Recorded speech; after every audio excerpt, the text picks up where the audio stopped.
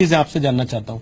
एक, हिंदुत्व की अवधारणा को लेकर आपका विचार क्या है, और दूसरा, ऐसा क्या हुआ कि आप आज हनीफ मोहम्मद खान की बजाय डॉक्टर हनीफ मोहम्मद खान शास्त्री के नाम से जाने जाते हैं? जी हाँ, शास्त्री एक तो हमारी ये डिग्री है, दूसरा ये कि हमारी ये भारतीयता की पहचान है। अफगानिस्तान में गया था, तालिबानियों ने मुझे पकड़ लिया था, तो उन लोगों ने पूछा कि आप हिंदू हैं कि मुसलमान हैं। मैंने कहा हूं तो मुसलमान। बताइए हिंदू आपको कैसे, तो क्या आप शास्त्री लगाते हैं? तो मैंने कहा तो 1 करोड़ मोहम्मद हनीफ नाम के व्यक्तियों को बुला लीजिए, आपको पता ही नहीं लगेगा कि कौन आदमी किस देश का रहने वाला है।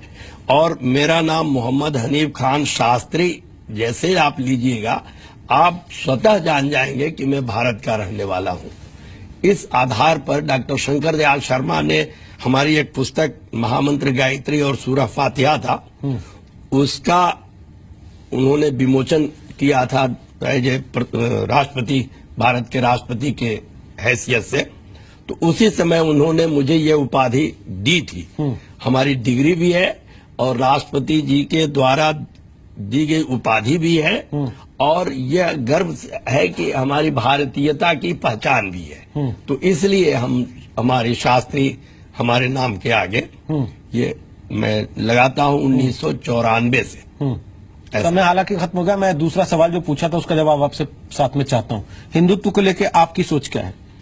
हिंदू किसी धर्म का नाम नहीं है, ये संस्कृति है, भारतीय संस्कृति है, ये हिंदू संस्कृति है, ये जो सबको समन्वयात्मक दृष्टि से अपनाने की चेष्टा है और निर्देश है धर्मशास्त्रों में।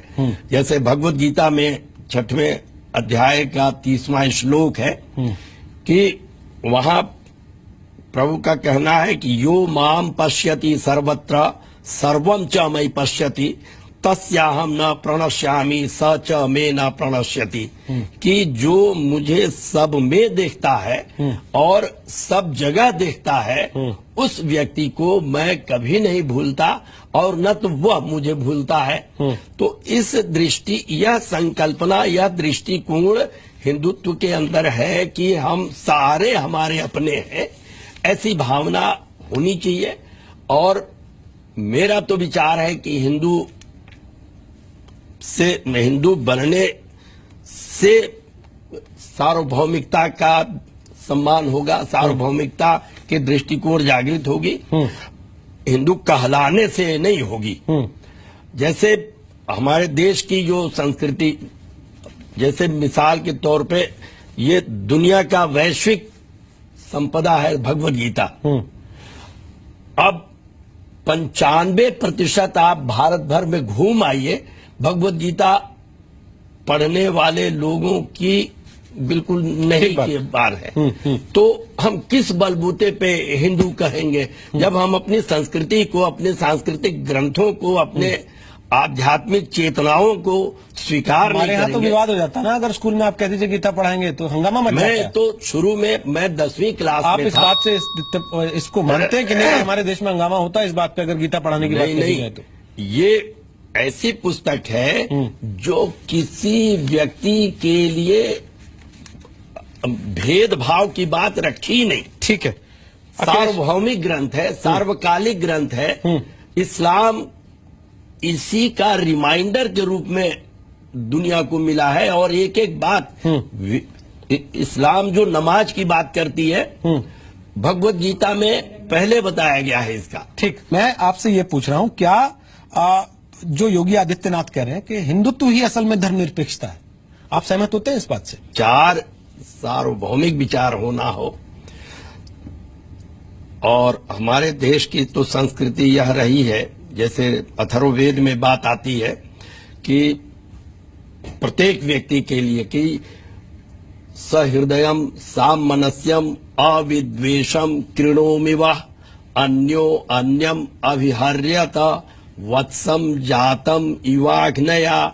कि सहृदयता सबके लिए समान रूप से हो, सामनस्य सबके लिए समान रूप से हो, अविद्वेष वह मनस्य रहित सबके लिए समान रूप से हो, या भारतीय संस्कृति है या हिंदू संस्कृति है या देश हमारे देश की सनातन परंपरा से चला आ रहा है। फिर दूसरी बात ये कि अन्यो अन्यम अभिहर्यत, जिस किसी में भी खूबियां हैं, जिस किसी में भी प्रतिभा है, उसको समान रूप से बल देकर के उसकी प्रतिभा को उभारिए। जैसे मैं अपना स्वयं उदाहरण हूं, मैं मुस्लिम समाज का व्यक्ति हूं, लेकिन लोगों ने मुझे जब देखा कि मेरे अंदर यह प्रतिभा है, तो विशेष रूप से हिंदू भाइयों ने ही मुझे पढ़ाया।